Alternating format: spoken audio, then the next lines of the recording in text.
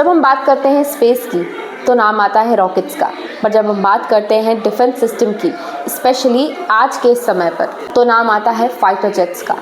आज के समय पर फाइटर जेट्स जितने ज़्यादा स्पेशलाइज्ड हो और जिस देश के पास में जितने ज़्यादा स्पेशलाइज्ड फाइटर जेट्स हों, उस देश की उतनी ही बड़ी ताकत मानी जाती है। अब फाइटर जेट्स और रॉकेट्स दोनों को लॉन्च किया जाता है। बात यह आती है कि अगर रॉकेट्स इतना ऊंचा फ्लाई कर सकते हैं, like in the universe, space में फ्लाई कर सकते हैं, स्पेस तक जा सकते हैं, तो fighter jets with in the atmospheric limit क्यों होते हैं? फाइटर जेट्स की एक डेफिनेट लिमिट होती है जहां तक वो ट्रैवल कर सकते हैं और किसी टारगेट को नष्ट कर सकते हैं। इवन हाइपरसोनिक स्पीड की भी अपनी एक कैपेसिटी है कि अगर हम कहें कि हमारे पास में या किसी देश के पास में जो फाइटर जेट्स हैं उनके पास में हाइपरसोनिक कैपेसिटी है, तब भी वो रॉकेट का मुकाबला नहीं कर सकते मूवमेंट में, क्योंकि रॉकेट स्पेस तक जाता है। तो ऐसा क्यों होता है? रॉकेट स्पेस तक जा सकता है तो फाइटर जेट्स स्पेस तक क्यों नहीं जा पाते या इतना ऊंचा फ्लाई क्यों नहीं कर पाते?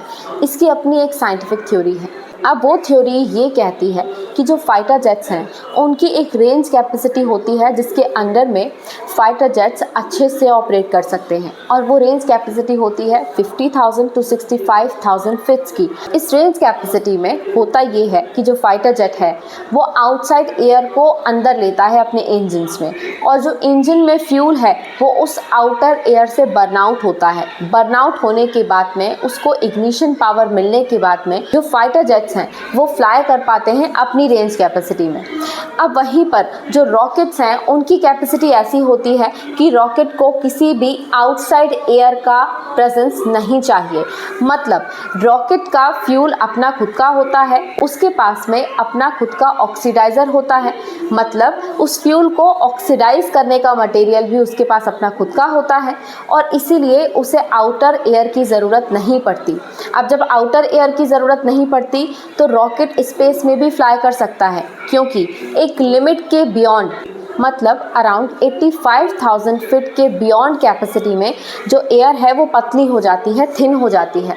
अब इस थिन एयर में आप सोचिए, अगर हम फाइटर जेट को ले जाने की कोशिश करें तो फाइटर जेट को आउटसाइड एयर चाहिए अपने फ्यूल को बर्न करने के लिए।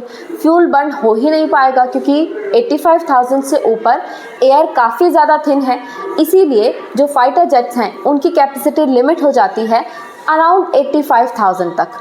सुखोई 57 हो या दूसरे फाइटर जेट्स हों जैसे कि F-22, इन सभी की रेंज कैपेसिटी ऑलमोस्ट 65,000 फीट की ही होती है। इवन जो रिकॉर्ड सेट करने वाले फाइटर जेट्स हैं जैसे कि SR-17, ये फाइटर जेट्स भी 85,000 फीट पर ऑपरेट करते हैं। इससे ऊपर जाने के बाद में एयर पतली हो जाएगी और उस थिन एयर के एटमॉस्फेयर में इनकी कैपेसिटी नहीं उतनी मेंटेन हो पाती कि ये आउटसाइड एयर को अंदर लेकर फ्यूल को बर्न करके अपना इग्निशन बढ़ा सके और मूव कर सके। और अब अगर मान लीजिए किसी फाइटर जेट को हम 85,000 फीट से बियॉन्ड लेकर जाते हैं तो क्या होगा? दो कंडीशन क्रिएट होंगी। पहले तो उसे आउटसाइड एयर नहीं मिलेगी। इसकी वजह से होगा क्या, जो फाइटर जेट है उसके विंग्स अपनी लिफ्ट को लूज़ करेंगे, और दूसरा इंजन के पास में इतनी एयर ही नहीं होगी कि वो फ्यूल को ऑक्सीडाइज कर ले। और इसीलिए जो फाइटर जेट 50,000 फीट टू 65,000 या फिर 85,000 फीट की कैपेसिटी में ऑपरेट करता है उसका राडार काफ़ी अच्छा होता है। उसके राडार्स, उसका कॉकपिट कंप्यूटर, उसके मिसाइल्स बहुत रिलायबली ऑपरेट करते हैं। उसका मूवमेंट काफ़ी ज़्यादा सॉफ्ट होता है, एनहांस्ड होता है, स्पीड अच्छी होती है, और इसीलिए एक तरह से जो फाइटर जेट इस कैपेसिटी में ऑपरेट करता है, इस रेंज कैपेसिटी में ऑपरेट कर रहा है, वो fighter jet one of the best fighter jet माना जाएगा। और इसीलिए रॉकेट और फाइटर जेट्स में अपनी अपनी कैपेसिटीज़ होती हैं मूवमेंट करने की। फाइटर जेट्स इसीलिए स्पेस में मूव नहीं कर सकते, जबकि रॉकेट्स कर सकते हैं।